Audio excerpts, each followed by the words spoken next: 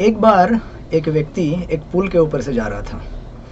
पुल बहुत ज़ोर से हिल रहा था और उस व्यक्ति ने सहायता के लिए यहाँ वहाँ देखा और लोगों को पुकारा, लेकिन कोई भी वहाँ नहीं आया। तो भगवान से प्रार्थना करने लगा, हे भगवान प्लीज़ मुझे बचाओ, मुझे यहाँ से प्लीज़ पुल पार करने के लिए हेल्प करो।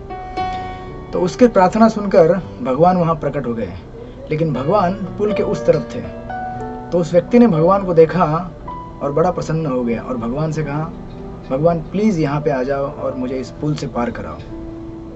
लेकिन भगवान सिर्फ उसको देखते ही रह गए, भगवान उसके पास आए नहीं। तो व्यक्ति बहुत ही गुस्सा हो गया, क्रोधित हो गया भगवान के ऊपर और किसी तरह से अपने बल के ऊपर परिश्रम करके उस पुल को क्रॉस करके उस तरफ चला गया।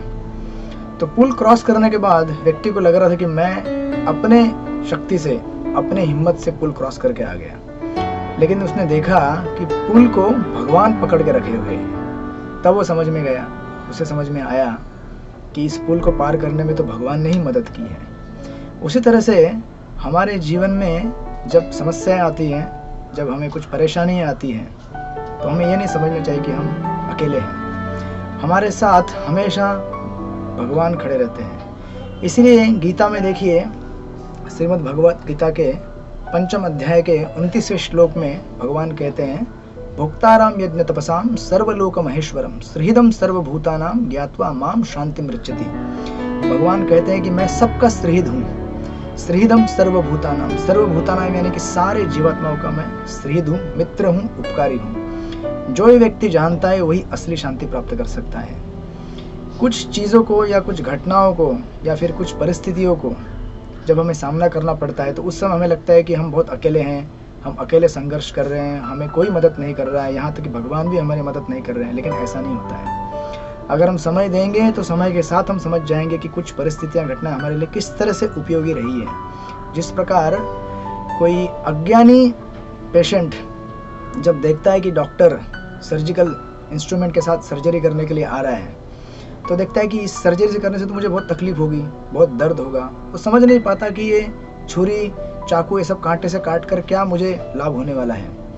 लेकिन जो समझदार होता है या फिर यही व्यक्ति अगर इसने समय दिया तो समय के साथ ऑपरेशन के बाद जब देखेगा कि मेरा शरीर कैसे स्वस्थ हो गया है, अच्छा हो गया, तो जान जाएगा कि किस तरह से ये डॉक्टर मुझे मदद करने के लिए आया था। उसी प्रकार जब हम समय देंगे तो समय के साथ हमें ज़रूर पता चलेगा कि भगवान किस तरह से हमें हर क्षण मदद करने की कोशिश करते हैं। इस प्रकार हमें हमेशा भगवान के ऊपर विश्वास रखना चाहिए दो चीज़ों के लिए। एक कि हम कभी अकेले नहीं होते, हमारे साथ भगवान हमेशा खड़े हैं हमें मदद करने के लिए।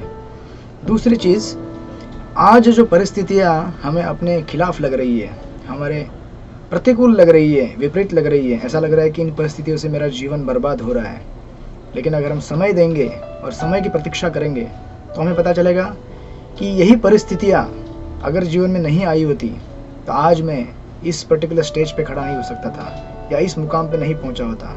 इन परिस्थितियों के आने की वजह से या उस समय उन परिस्थितियों के आने की वजह से आज मैं जीवन में इतना आगे बढ़ चुका हूँ। तो इन परिस्थितियों ने मुझे पॉजिटिवली प्रोग्रेस करने के लिए हेल्प किया है, ये हमें समय के साथ पता चलेगा। I wish you best of luck for your life.